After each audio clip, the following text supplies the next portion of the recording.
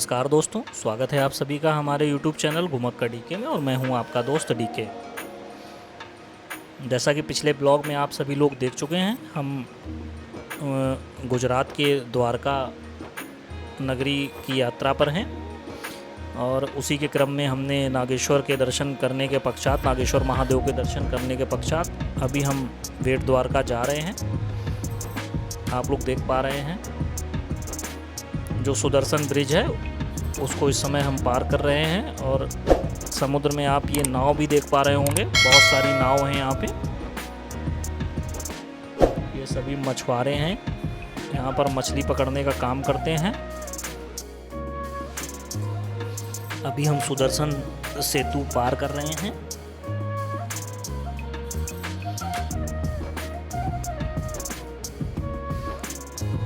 इस सेतु का नाम सुदर्शन सेतु रखने से पहले ओखा बेट द्वारका सिग्नेचर ब्रिज कहा गया था, लेकिन इस सेतु के उद्घाटन के समय इसका नाम सुदर्शन सेतु रखा गया था। अगर इस ब्रिज की लंबाई, चौड़ाई या संरचना की बात करें तो इस ब्रिज की कुल लंबाई लगभग 2.5 किलोमीटर है। इसमें 900 मीटर का केंद्रीय केवल स्टेट खंड शामिल है।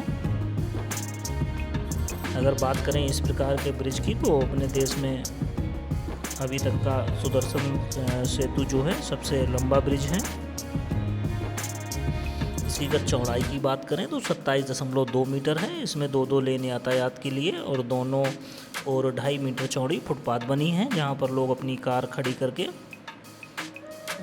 साइट सीन का आनंद उठाते हैं और अपना वीडियो, फोटो सारा कुछ करते हैं। यहाँ अगर रोशनी की बात करें तो फुटपाथ के ऊपर 1 मेगावाट की क्षमता वाले सौर पैनल लगे हैं जो पूरे सेतु की रोशनी और कुछ अतिरिक्त बिजली की ज़रूरत को पूरा करता है।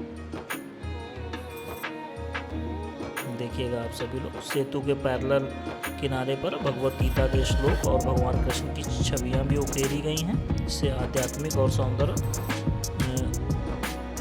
दोनों का सहज मेल होता है। अगर इस ब्रिज के निर्माण और उद्घाटन की बात करें तो इस ब्रिज का निर्माण कार्य अक्टूबर 2017 में शुरू हुआ था और दिसंबर 2023 में ही पूरा हुआ है। इस ब्रिज का उद्घाटन 25 फरवरी 2024 को प्रधानमंत्री नरेंद्र मोदी जी द्वारा किया गया है।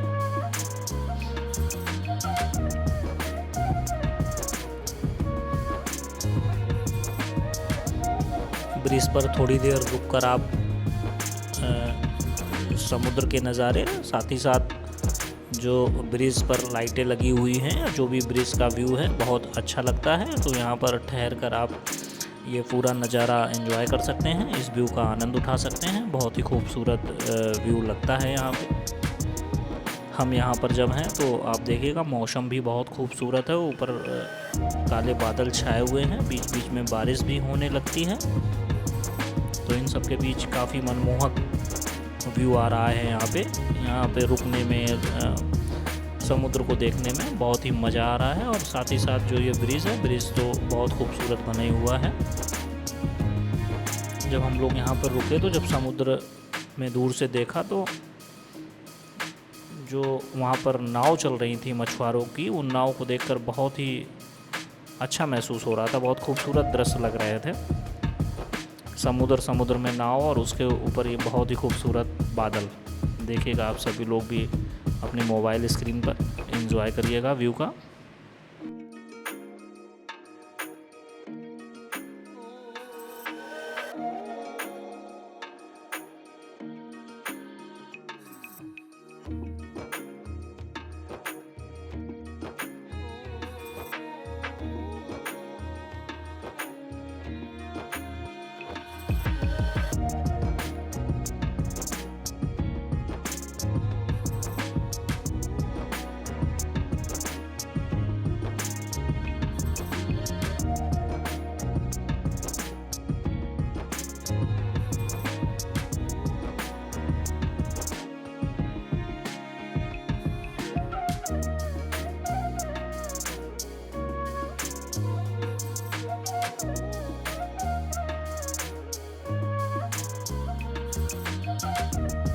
यहीं किनारे पर एक भैया भेलपूरी खिला रहे थे, तो वहाँ हम लोगों ने बढ़िया भेलपूरी खाई। भेलपूरी क्या, लैया चना बोलते हैं, बढ़िया लैया चना बनाया उन्होंने। उसके टेस्ट को हम लोगों ने एंजॉय किया। बहुत ही काले काले बादल थे। थोड़ी देर वहाँ रुकने के बाद इसके बाद हम लोग ब्रिज पार करके आगे आ गए। दरअसल भेड़ द्वारका मंदिर जाने के लिए आपकी कार आगे अलाउड नहीं होती है। आगे चेक पोस्ट बना रखा है इन्होंने, उधर कार को नहीं जाने देते हैं। आपको मंदिर की दूसरी ओर, मेन रोड पे मंदिर की दूसरी ओर आने पर पार्किंग मिलती है, वहाँ पर आप अपनी कार पार्क करते हैं और यहाँ से ऑटो लेकर आप द्वारकाधीश मंदिर की तरफ जा सकते हैं। तो हम लोगों ने अपनी कार को पार्क कर दिया था और यहाँ से ऑटो ले लिया था। ये देखिएगा, ये सामने आपको चेक पोस्ट दिखेगा, बैरिकेड कर रखा है यहाँ पे, गुजरात पुलिस के द्वारा बैरिकेडिंग कर रखी गई है। वो शायद इसीलिए है कि अगर लोकल वाहन अंदर जाएंगे तो अंदर जाम भी लगेगा और प्लस यहाँ के लोकल लोगों का रोज़गार भी छिन जाएगा। इसलिए यहाँ लोग कार अपनी पार्क करने के बाद अंदर तक लोकल के ई रिक्शा या ऑटो लेकर जाते हैं। ई रिक्शा नहीं, वहाँ ऑटो चलते हैं, ऑटो लेकर लोग, ऑटो से लोग वहाँ द्वारकाधीश मंदिर तक पहुँचते हैं। तो हमने भी यहाँ से ऑटो ले लिया था। हल्की हल्की बूंदाबांदी शुरू हो चुकी थी। साथियों, अगर भेड़ द्वारका की बात करें तो यहाँ का मुख्य आकर्षण द्वारकाधीश मंदिर है। इस मंदिर का निर्माण लगभग 500 वर्ष पहले हुआ था। इसका निर्माण कार्य कराया था श्री वल्लभाचार्य जी के द्वारा, इसका निर्माण कार्य करवाया गया था। और यहाँ पर भगवान द्वारकाधीश के जो विग्रह के जो दर्शन हैं, यहाँ भगवान कृष्ण 4 भुजाओं वाले स्वरूप में विराजमान हैं। जब आप देखिएगा, यहाँ से हम मंदिर की तरफ अंदर बढ़ते जा रहे हैं, रास्ता भी थोड़ा ख़राब है। तो साथियों, अभी हम लोग मंदिर परिसर में जाने के लिए जो अंदर की लोकल गली है वहाँ पर पहुँच चुके हैं। और देखिएगा, बरसात की वजह से पानी भी भरा हुआ है। ओके था यहाँ पे जाने का, बहुत अच्छा साफ़ सुथरी व्यवस्था नहीं थी, पानी वानी भरा हुआ था। साथियों, यहाँ पर अंदर मंदिर परिसर में फ़ोन ले जाना अलाउड नहीं है, तो फ़ोन यहीं पे हमको जमा करना पड़ेगा, जिसकी वजह से हम आगे का वीडियो फुटेज आपको नहीं दिखा पाएंगे, आगे हम कुछ रिकॉर्ड नहीं कर पाएंगे, तो हम आगे आपको कुछ दिखा भी नहीं पाएंगे। बने रहिए आप सभी लोग ब्लॉग में, आगे की जानकारी आपको देते रहेंगे। और अगर आप भेड़ द्वारका बाई ट्रेन आना चाहते हैं तो इसका नज़दीकी स्टेशन जो है वो ओखा है। आप ओखा स्टेशन पर उतरकर वहाँ से 2.5-3 किलोमीटर की दूरी पर भेड़ द्वारका पड़ता है। तो साथियों, हम लोग अभी दर्शन कर चुके हैं और दर्शन करके अब वहाँ से वापस निकल रहे हैं।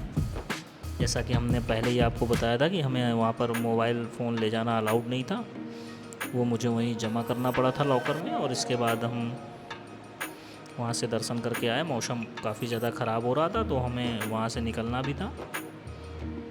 अंदर दर्शन करने के बाद मन प्रसन्न हो गया था एकदम, मन को एक शांति की अनुभूति हो रही थी। साथियों, अगर भेड़ द्वारका की बात करें तो सबसे पहले हमें जो बात याद आती है वो सुदामा जी की कथा की बात। ऐसा कहा जाता है कि कृष्ण के जो बाल सखा सुदामा जी थे, जब वो श्री कृष्ण जी से मिलने आए थे तो भगवान ने उनके प्रेम को देखकर उनकी गरीबी मिटा दी थी। इसलिए यहाँ का दर्शन हर भक्त के लिए विशेष महत्व रखता है। साथियों, हमें बहुत ही खूबसूरत दर्शन हो चुके थे और हम फिर से सुदर्शन सेतु के ऊपर से गुजर रहे थे। और सुदर्शन सेतु के ऊपर से गुजरकर अभी हमको आगे जाना है। बने रहिए आप लोग ब्लॉग में, आगे आपको जानकारी देते रहेंगे कि अभी हम कहाँ जा रहे हैं, कहाँ नहीं। आप सुदर्शन सेतु देखिएगा, बहुत ही खूबसूरत सेतु है ये। जैसा कि मैंने आपको बताया है कि अगर आप भेड़ द्वारका आना चाहते हैं ट्रेन के थ्रू, तो आपका नज़दीकी रेलवे स्टेशन ओखा पड़ेगा, जहाँ से सुदर्शन सेतु की दूरी लगभग 2 से 3 किलोमीटर पड़ती है। तो अगर आप ओखा रेलवे स्टेशन उतरते हैं तो वहाँ पे आपको लोकल साधन मिल जाएगा। बस अपना टैक्सी लेकर भी आप आ सकते हैं। वहाँ पहुँचने की दूरी 15 से जो समय लगता है वो लगभग 15 से 20 मिनट तक का लगता है।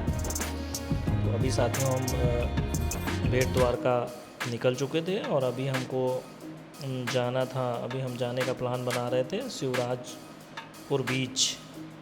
बारिश हो रही थी हल्की हल्की। और साथियों आपको इसी बीच एक चीज़ और बताते चलें, अगर आप द्वारका से आना चाहते हैं, अगर आप द्वारका से बेट द्वारका आना चाहते हैं तो इसकी कुल दूरी लगभग 30 से 32 किलोमीटर है, जिसमें रास्ते में आप नागेश्वर ज्योतिर्लिंग के भी दर्शन करते हुए आ सकते हैं। अभी आप बने रहिए ब्लॉग में, हम शिवराजपुर बीच की तरफ आगे बढ़ रहे हैं। मौसम बहुत ही सुहाना हो रहा था, बादल बहुत अच्छे छाए हुए थे। बने रहिए ब्लॉग में। बहुत ही खूबसूरत सड़कें हैं यहाँ पे, कुछ एक ही दो सड़कें ख़राब मिली मुझे गुजरात में, बाकी सड़कें बहुत अच्छी बनी हुई हैं, तो जो आपकी यात्रा को काफ़ी आरामदायक और सुगम बनाता है।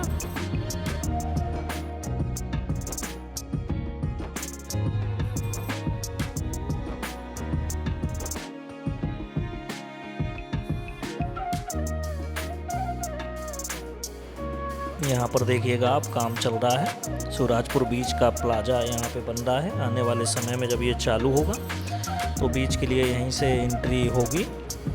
साथियों जो शिवराजपुर बीच है यह ब्लू फ्लैग सर्टिफाइड है। इसका मतलब बताएं तो इंटरनेशनल स्टैंडर्ड के बीच में इसकी साफ़ सुथरी छवि बनी हुई है।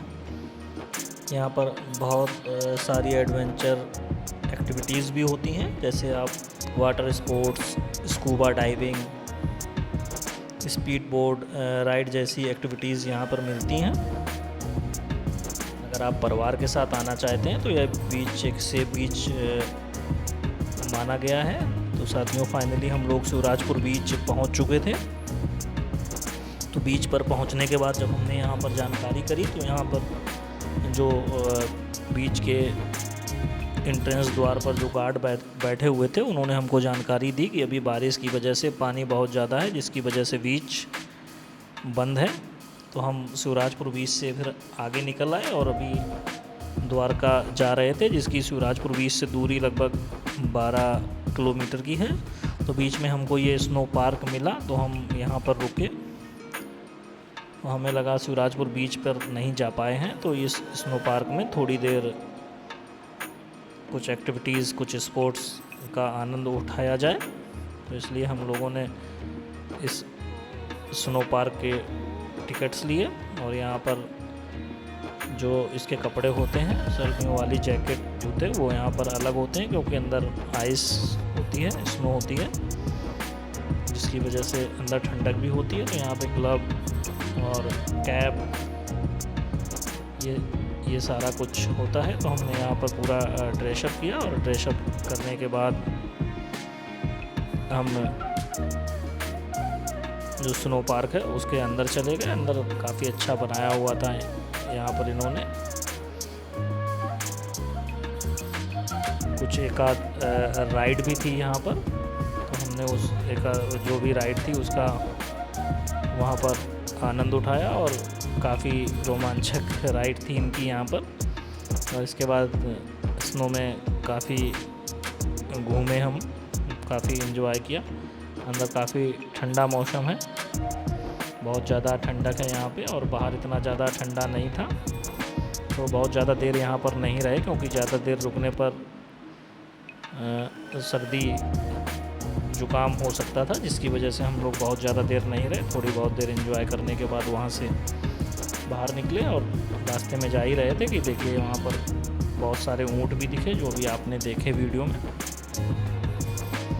तो स्नो पार्क में एंजॉय करने के बाद हम वहाँ से आगे निकल चुके हैं और यहाँ पर आगे रुक्मणी जी का टेम्पल पड़ता है, जो इंडिया में एकमात्र टेम्पल है रुक्मणी जी का,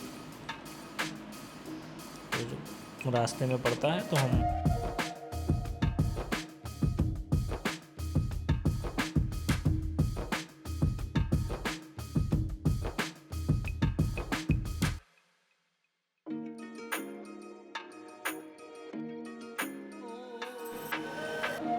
तो हम रुक्मणी माता मंदिर पहुंच चुके थे। रुक्मणी माता को आप सभी जानते ही हैं, श्री कृष्ण भगवान श्री कृष्ण की पत्नी माता रुक्मणी को समर्पित है यह मंदिर। कहा जाता है कि रुक्मणी जी अत्यंत सुंदर और गुणों से भरपूर थीं। एक बार उन्होंने भगवान श्री कृष्ण के साथ ऋषि दुर्वासा को भोजन के लिए आमंत्रित किया था। यात्रा के दौरान माता रुक्मणी को प्यास लगी। श्री कृष्ण ने अपने चरणों से गंगा जी को पिरकट कर पानी पिला दिया था उनको। यह देखकर ऋषि दुर्वासा को लगा कि उनकी उपेक्षा हुई है और उन्होंने माता रुक्मणी को श्राप दे दिया कि वह द्वारका नगर में श्री कृष्ण से दूर रहेंगी। इसी श्राप के कारण आज भी रुक्मणी माता का जो मंदिर है वह द्वारका से अलग स्थित है। कहा जाता है कि जो भी भक्त द्वारकाधीश के दर्शन करता है और माता रुक्मणी के मंदिर के दर्शन नहीं करता है, उसकी यात्रा अधूरी मानी जाती है। इस मंदिर की दीवारों पर सुंदर शिल्पकला और रुक्मणी माता मंदिर द्वारका का इतिहास काफ़ी प्राचीन है। वर्तमान मंदिर का निर्माण लगभग 12वीं शताब्दी में माना जाता है। अगर वर्षों में बात करें तो लगभग 800-900 वर्ष पुराना मंदिर है ये। लेकिन यहाँ पूजा अर्चना की परंपरा और रुक्मणी माता की कथा महाभारत काल यानी कि 5000 साल से भी अधिक पहले से जुड़ी हुई है। मंदिर की वास्तुकला नागर शैली की है, जो मध्यकालीन गुजरात की विशेषता रही है। मंदिर की दीवारों पर बने पत्थर के शिल्प और मूर्तियां इसे और भी प्राचीन व कलात्मक बनाते हैं।